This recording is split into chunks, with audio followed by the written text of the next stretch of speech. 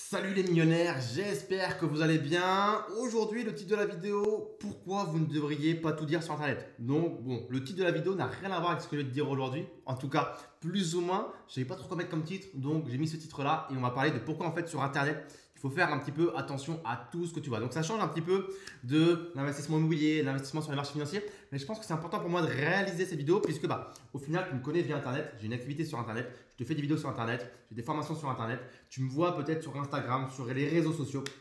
Et je pense que c'est important un petit peu d'éclaircir certaines notions quand on parle Internet. En fait, je me suis rendu compte de quelque chose lorsque j'étais en Amérique du Sud, il y a de ça un an et demi, j'étais un petit peu dans plusieurs pays d'Amérique du Sud.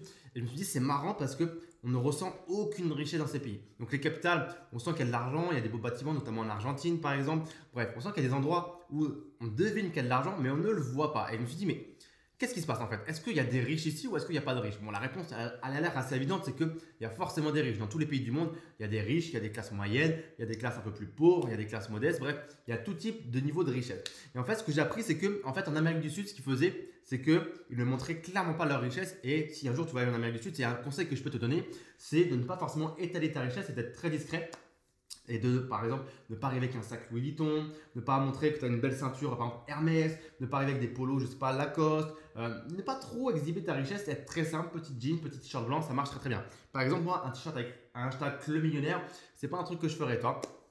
Et une Rolex, pareil, des choses comme ça, faut vraiment pas mettre tout ça. Parce qu'en fait, ce qui se passe là-bas, c'est que les gens très riches sont la cible, on va dire, de gangs et on a tout ce qu'on appelle des kidnappings, des demandes de rançon, des homejacking, des cambriolages avec une très grande violence parce que les gangs là-bas armés en Amérique du Sud, c'est pas un petit peu la racaille qu'on a dans le 9-3, c'est vraiment des mecs énervés qui n'hésitent pas à tuer et à tout rafaler si tu balances pas le pognon. Donc l'exemple est un petit peu volontairement extrême, mais c'est l'idée. Je ne sais pas si tu es déjà là en Amérique du Sud, mais il y a des choses qu'il ne faut pas forcément faire parce que c'est chaud. Et là-bas, il y a beaucoup de choses. Il y a tout ce qui est trafic de drogue, vraiment assez poussé. Il y a également trafic d'organes, il y a la traite des enfants. Enfin, je ne sais pas comment on dit par la traite des enfants, mais les enfants sont exploités sexuellement ou au travail. Enfin, il y a beaucoup de choses qui sont un petit peu tristes. Et en fait, j'ai compris que il faut faire attention en fait. Il faut se protéger quand on a un petit peu de l'argent ou quand on a un petit peu une personnalité publique. C'est des choses qu'il faut faire attention de ne pas forcément toujours étaler sa vie privée. Et c'est un peu compliqué parce que finalement, je suis obligé moi de mon côté de vous montrer des trucs très concrets parce que sinon, vous pouvez ne pas forcément croire ce que je vous dis. Et en même temps, si j'en montre trop, ça pourrait mettre en danger entre guillemets, alors pas ma propre vie, bien que j'ai déjà reçu des menaces de mort, des messages comme ça de gens qui me disent si je te croise dans la rue, je te bute, des trucs comme ça. Ça fait jamais plaisir. Bon, malheureusement, entre ce qu'on reçoit sur internet et la réalité, il y a souvent un grand fossé d'écart. Donc, je ne cherche pas à provoquer les choses. Clairement, les gars, si vous allez me buter, ne me butez pas. Je vois pas ce que j'ai fait. Ça fait genre le pauvre miskin, c'est là qui est en train de me butez pas. Mais l'idée, c'est ça. C'est que de toute façon, on est dans un monde où mes actifs, ils sont pas sur moi. Tu vois ce que je veux dire? Mon patrimoine immobilier, tu vas faire quoi? Tu me demandes la clé, mais chez le notaire, il est encore à moi. Toi, chez le gouvernement français, c'est encore à moi sur le cadastre. Mes actions en bourse. Tu vas faire quoi? Tu vas te connecter sur mon broker? Bah non, en fait, c'est impossible pour toi de connecter, sauf si tu as mon mot de passe. Et même si tu me le demandes très vite, on sait très bien que tu ne pourras pas retirer les fonds parce qu'au pire, tu revends les positions, mais après, les fonds, tu ne pourras pas les faire aller vers ton compte bancaire à toi. Tout est connecté, tout est très sécurisé. Pareil pour les crypto-monnaies, c'est protégé. Pareil pour tes matières premières, pareil pour énormément de choses. Donc aujourd'hui, en fait, c'est un des avantages d'avoir un patrimoine, entre guillemets, papier et financier où tout est connecté sur Internet ou des choses comme ça, c'est que tu peux essayer d'aller chercher le patrimoine des gens qui sont très riches, c'est impossible parce qu'on ne peut pas leur prendre. Au pire, tu leur voles leur belle voiture, j'ai pas de voiture. Au pire, tu leur voles quoi? Une montre, bon, j'ai pas de montre. Tu leur voles, tu vois, c'est très compliqué aujourd'hui de s'attaquer à ce genre de choses.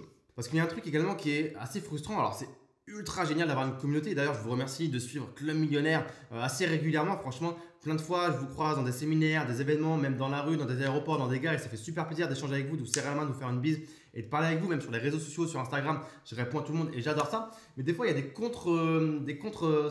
c'est pas toujours aussi rose que ça d'avoir une communauté parce qu'il y a deux catégories de personnes. Il y a ceux qui en savent peut-être un peu trop sur vous parce qu'au final, à force de faire plein de vidéos et plein de contenus, les gens ils recollent les morceaux et des fois tu les croises dans la vraie vie et tu as l'impression qu'ils connaissent tout de ta vie alors que toi tu sais pas qui c'est et c'est parfois un petit peu gênant et frustrant parce que tu te rends compte que tu en dis peut-être parfois un peu beaucoup sur ta vie et tu as totalement l'opposé, c'est le mec qui pense que il sait toute ta vie alors qu'en fait il sait rien parce que à partir du moment où tu es sur internet et que tu fais des vidéos, que tu fais des stories sur Instagram, il croit que ça, il t'a raconté toute ta vie. Donc du coup, si tu lui dis que tu fais ça, pour lui, tu fais que ça et tu fais que ci et tu fais rien d'autre et tu n'as rien d'autre dans ta vie et c'est tout. Et voilà, il connaît toute ta vie.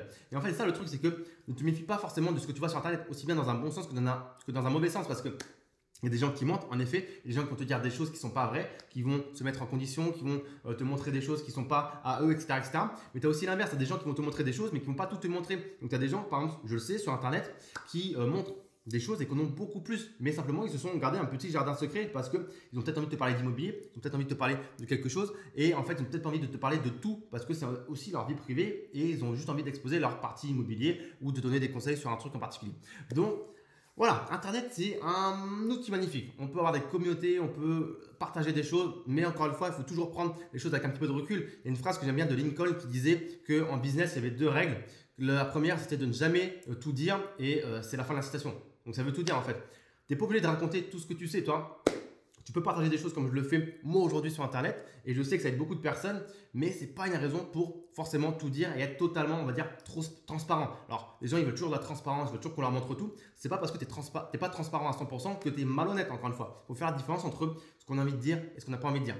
Comme les gens qui nous disent, par exemple, qui me disent de temps en temps, si tu gagnes vraiment de l'argent avec tes investissements, pourquoi tu partages tout sur Internet? Pourquoi tu donnes tes secrets? Les vrais riches ne donnent pas leurs secrets. C'est une phrase que j'entends souvent, que je vois dans les commentaires, des choses des fois comme ça. Attends, en fait, est-ce qu'il y a un secret en fait pour devenir riche? Non, il n'y a pas de secret. Ça, c'est un truc que les pauvres aiment bien se dire entre eux, que les riches ont leur secret pour devenir riches. C'est un petit peu un complot, des trucs comme ça. Ils exploitent les pauvres, ou ils exploitent les ressources, ou je sais pas quoi. Non, en fait, il n'y a pas de secret. Les riches sont riches parce qu'ils ont fait ce que les pauvres ne sont pas prêts à faire ou n'ont pas envie de faire par non-volonté, non par flemmardise, parce qu'ils ne sont pas formés, parce qu'ils n'ont pas appris. Donc, il n'y a pas de secret pour devenir riche. Aujourd'hui, le secret pour devenir riche, c'est simplement d'investir son argent, de travailler dur, de créer des entreprises. Mais il n'y a pas de secret un petit peu bizarre. Et s'il y a des riches qui ne partagent pas leur secret, c'est simplement parce qu'ils n'ont pas envie de le faire.